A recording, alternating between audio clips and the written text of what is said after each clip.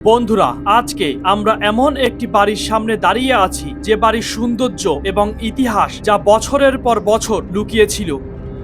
ঢাকার মতো ঘন বসতিপূর্ণ একটি শহরের মধ্যে এমন প্রাচীন সৌন্দর্য বাড়ি এত বছর লুকিয়ে ছিল যা কেউ কল্পনাও করতে পারেনি। একটি অপমান আর সেই অপমানের জবাব দিতে এই রাজপ্রাসাদ। বাংলাদেশের রাজনৈতিক ইতিহাসে এক অন্যতম আঁতুড়ঘর এই বাড়িটি। এখানেই আসা যাওয়া করতেন বঙ্গবন্ধু শেখ মুজিবুর রহমান।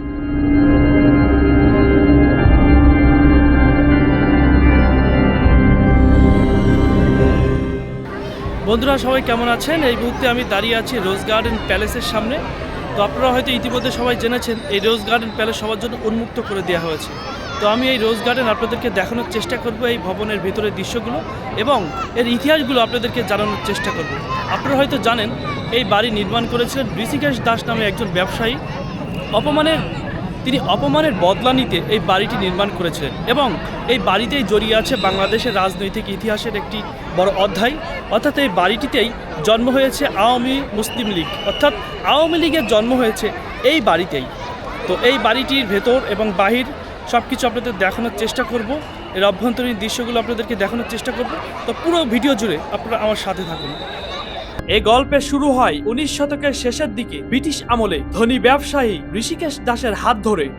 ঋষিকেশ দাস তিনি সাধারণ পরিবার থেকে উঠে আসায় ঢাকার খানদানি পরিবারগুলো তেমন তাকে পাত্তাই দিত না। বিখ্যাত ওই ব্যবসায়ী তার নব্য ধনী হয়ে ওঠা হিসেবে ঢাকার আভিজাত্যদের মধ্যে নিজেকে স্থান করে নিতে চেয়েছিলেন।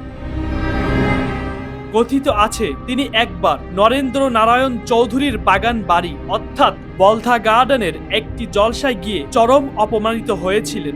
সেই অপমানের পর তিনি এই প্রাসাদ নির্মাণের সিদ্ধান্ত নেন। সিদ্ধান্ত অনুযায়ী 1931 সালে তিনি এই বাড়িটির নির্মাণ কাজ শুরু করেন।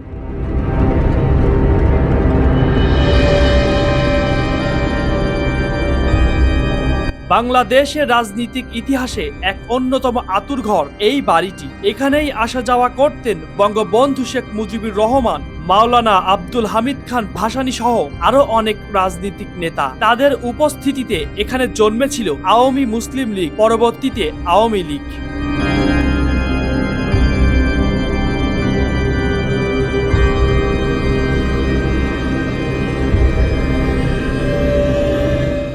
এটি একটি ইউরোপীয় ধাঁচের রাজপ্রাসাদ। ভেতরে নাচঘর, ভোজ সভা কক্ষ, শীতল করার জন্য বড় বড় জানালা আর নান্দনিক খোদাই করা ছাদ ছিল। দোতলা বিশিষ্ট এই রাজপ্রাসাদের সিঁড়ি, বারান্দা আর সজ্জিত কক্ষগুলো একে অন্যরকম সৌন্দর্য রূপ দিয়েছে।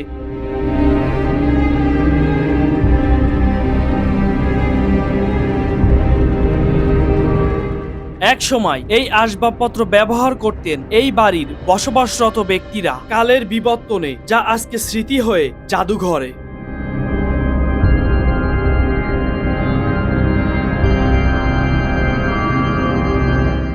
বন্ধুরা, এই রাজকীয় বাড়িটি নির্মাণ কাজ সমাপ্ত হওয়ার আগেই ব্যবসায়ী ঋষিকেশ দাস আর্থিকভাবে দেউলিয়া হয়ে যান। 1937 সালে তিনি এই বাড়িটি খান বাহাদুর আব্দুল রশিদের কাছে বিক্রি করতে বাধ্য হন। তারপর এই বাড়িটির নতুন নাম হয় রশিদ মঞ্জিল। কাজী আব্দুল রশিদের মৃত্যুর পর এই বাড়ির মালিকানা ধারণ করেন তার ছেলে হুমায়ুন বশির। প্রত্নতন্ত্র অধিদপ্তর 1989 সালে রোজ গার্ডেনকে সংরক্ষিত ভবন হিসেবে ঘোষণা করেন, কিন্তু আদালতে মামলা করে 1993 সালে মালিকানা সত্ত্ব ফিরে পান কাজী আব্দুল রশিদের মেজ ছেলে। 1995 সালে তার মৃত্যুর পর এটির মালিকানা ধারণ করেন তার স্ত্রী। 2018 সালে বাংলাদেশ সরকার এই ভবনটি 331,70,02,900 টাকার মূল্যে ক্রয়ের সিদ্ধান্ত গ্রহণ করেন। এখন এই ভবনটি জনসাধারণের জন্য উন্মুক্ত করে দেয়া হয়েছে।